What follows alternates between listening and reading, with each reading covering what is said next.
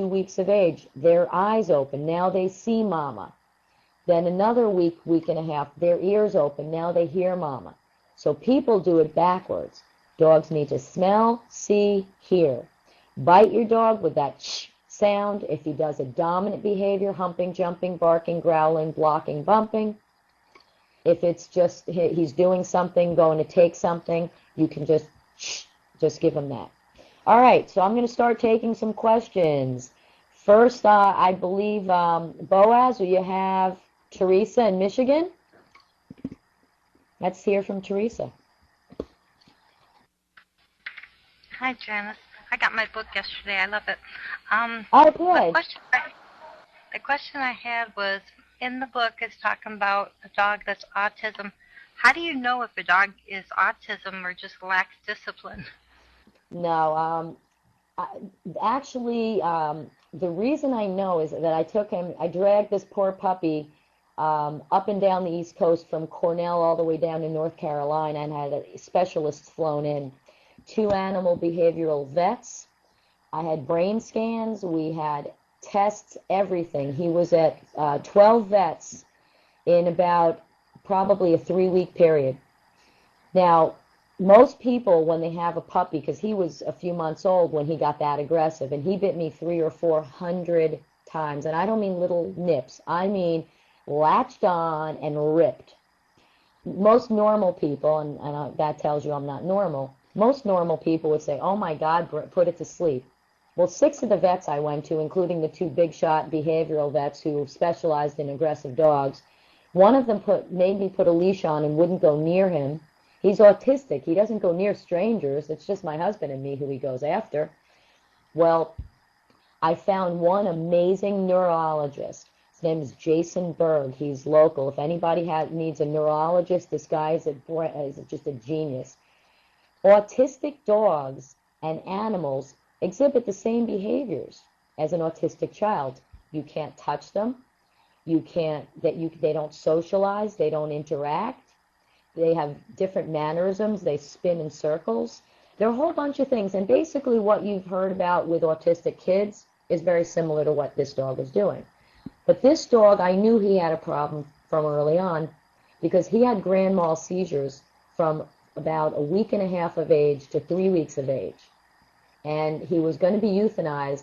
And we took him and we said, we want to help this puppy. And he was blind. I know they're born blind, but he was blind, deaf, had no sense of smell, couldn't walk. He was a disaster.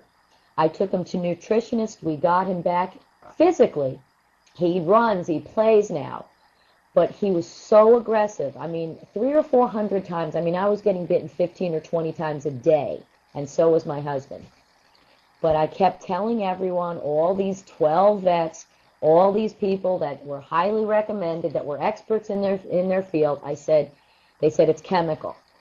I said, well, how come he doesn't bite any of my other dogs, and he doesn't bite people who come in the house, he runs away from them? Can you explain that? Well, no, we don't know why, but he's aggressive, and if you don't put him to sleep, we're going to file a vicious dog, tell the police in your town that he's a vicious dog. He's autistic. He doesn't go out of the house. He doesn't go anywhere. I could leave my gates open and he wouldn't go. He's autistic. He wants to be home. But because he had these grand mal seizures, the last one of his grand mal seizures was at about 3 weeks of age, 2.5 hours long. It fried his brain.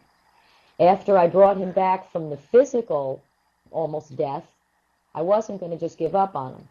So I went to every obedience trainer, behaviorist, vet, everybody.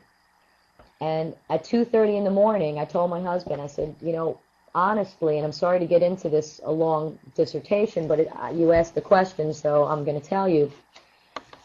I said to my husband, I said, when Trooper bites me in the face, that's when I'm going to have to just call it quits, and that's going to be the thing that makes me euthanize him finally. And I caught myself saying that, and I said, my God, is that the dumbest thing I've ever heard? So I got on the internet and I put about 150 emails out to everybody, obedience trainers, pet psychics, everything. And I have a degree from Columbia in animal behavior. I have a lot of degrees, but that one I value and I cherish. It didn't teach me how to deal with this aggressive dog. Every time I went to a veterinarian and the vet said to me, "Oh, well, put him to sleep. He's just it's a chemical thing." I said, "How come the chemicals only turn on when my husband and I are there? How come he never bites my dogs? The chemicals just magically disappear when my dogs are there, my other dogs?" I knew it was behavioral, and what had happened, because when he was so ill and he would start growling, I would pick him up. "Oh, Trooper, it's okay. Nobody's going to hurt you, honey. I love you. I'm going to love you out of this. You're going to be okay." And as he got older and older, and because of his autism, and any normal dog, it'll happen the same way. Look at the Chihuahuas. "Oh, don't, that's okay, honey. That's just Grandma. It's okay. It's just Grandma. It's okay to bite Grandma." No, it's not.